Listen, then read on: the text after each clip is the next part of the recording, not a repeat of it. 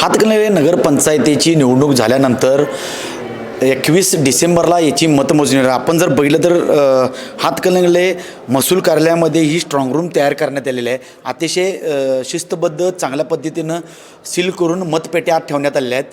त्याचबरोबर बघितलं तर येथे पोलीस प्रोटेक्शन मोठ्या प्रमाणात देण्यात आलं. आपण जर बघितलं तर बंदूकधारी पोलीस इथं ठेवण्यात आलेले आहेत. एका बाजूला जर बघितलं तर महसूल कर्मचारी, निवडणूक अधिकारी, मोठा पोलीस तगडा देण्यात. जवळजवळ या स्ट्रॉंग रूमच्या बाहेर आणि आत असे जवळजवळ 12 CCTV लावण्यात आलेले आहे. कोणताही अनुचित प्रकार घडू नये यासाठी पोलीस बंदोबस्त मोठा देण्यात आहे. आपण जर बघितलं तर CCTV ठेवण्यात आलं आहे. जर एखाद्या उमेदवारानं जर कोणतं ऑब्जेक्शन घेतलं तर समोर CCTV आत बाहेर दाखवण्यात आलं आहे. समोर हा सेंटर ठेवण्यात आला आहे. त्यामुळं हातकणंगले नगरपंचायतीच्या जे स्ट्रॉंग रूम बाहेर तगडा बंदोबस्त आहे, CCTVची नजर आहे.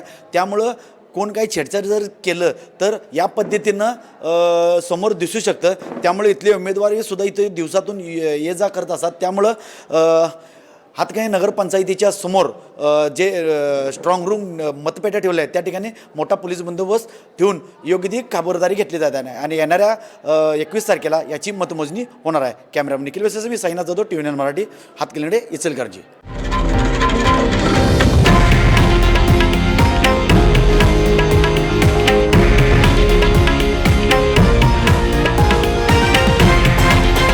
हे आहे देशातील नंबर 1 न्यूज नेटवर्क आणि आपण पाहत आहात TV9 मराठी, एकमेव.